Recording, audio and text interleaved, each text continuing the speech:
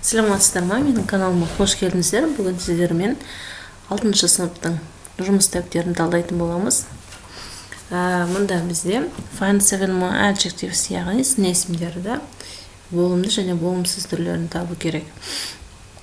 Бізде бұнда quiet, friendly, safe, clean, unfriendly, noisy, dangerous, dirty. Бірінші тапсырмада, енді екінші тапсырмада бізде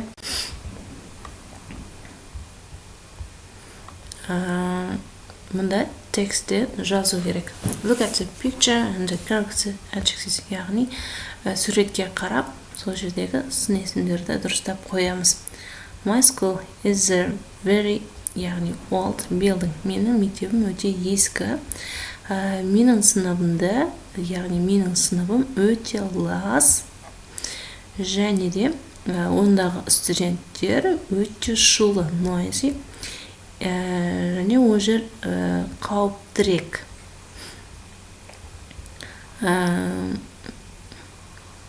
Ол кезде менің мұғалімім өте әдемі, және де ол өте дұрысшыл дейді. Мұнда мен астын сызып қойдым, және де мұнда сөздер беріліп тұр. Екінші тапсырма осымен аяқтады. Бізде келесі тапсырма. Look at the pictures and complete the sentence with the adjectives. Яғни сын есімдерді дұрыстап қойып шығамыз. Мұндағы сын есімдерде бұл офис, яғни өте лас. Яғни бұл кітапхана өте тыныш. Екінші үстінде, яғни the people aren't very friendly. Яғни бұлар өте дұрысшыл емес. Яғни the shop is really beautiful. Яғни бұл шоп өте әдемі магазин. Келесі парк тыныш. Одан кейін бесінші тапсырмада, яғни бұл құрылыс, яғни бұл қаладағы құрылыстар өте биік деп тұр. Келесі төртінші тапсырма бізде complete the sentence with adjectives, яғни мұндағы сын есімдерді қойып шығу керек. Very, very, quiet and really деген. Яғни I live in a very noisy street. Мен өте шулы көшеде тұрамын. Яғни my house, яғни или менің үйім, немесе менің квартирам өте, осы жерден өте алыста. Үшіншісі, менің мектебім өте әдемі құрылыс, яғни қала құрылыс деуге болады. Дәл осылай, осы тапсырмалардың барлығын арғарай орындайсыздар. Бұндағы сөздіктердің барлығын сіздерге жаттап алу керек болады. Келесі тапсырма. Бізде келесі 6-шы сыныптың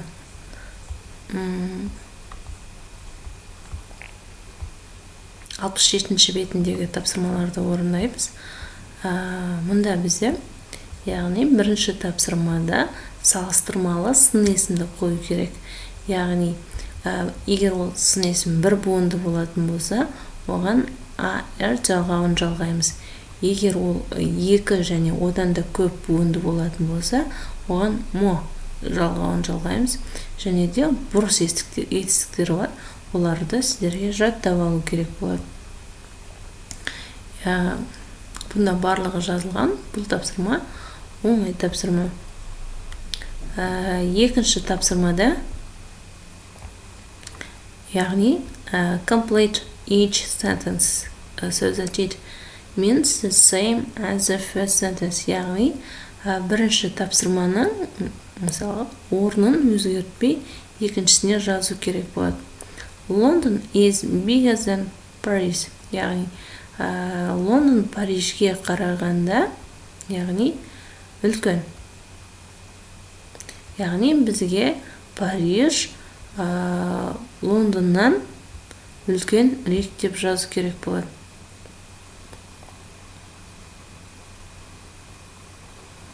Яғни мұндағы small сөзін пайдаланамыз. Париж кішірек Лондонға қарағанда. Дәл осылай келесі тапсырмаларды орындайсыздар. Бұнда барлығы жазылған. Одан кейін бізде үшінші тапсырмада мына тексті оқимыз дұрыстап. Сосын Уэстон мен Кентонның арасындағы айырмашылықтарды жазып шығамыз. Яғни қай қала тыныш или сосын қай қала қауіптірек екен. Алдымен тексті дұрыстап асықпай оқимыз. Біріншісінде, яғни Уэстон Кентонға қарағанда шулырақ. Екіншісінде Кентон Уэстонға қарағанда тынышырақ деп жазамыз. Мұнда барлығы берілген. Төртінші тапсырмада, яғни бай және он жалғауларын дұрыс қойып үйренеміз. Бай жалғауын біз әдетте автокөліктерге қатысты қолданамыз. Он жалғауын on foot деп, яғни жаяу жүру деген сияқты. Және де кейде аттарының басында қойылады. Мысалға, мұнда it's cheaper by bus, яғни ол автобусқа қарағанда арзанырақ деп тұр. Және де, яғни қайтатын билет 15 евро.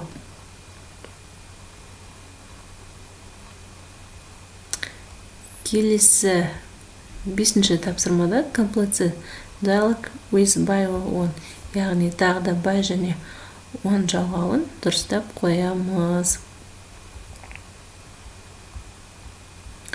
Осымен бүгінгі тақырыбымыз аяқталды. Сау болыңыздар.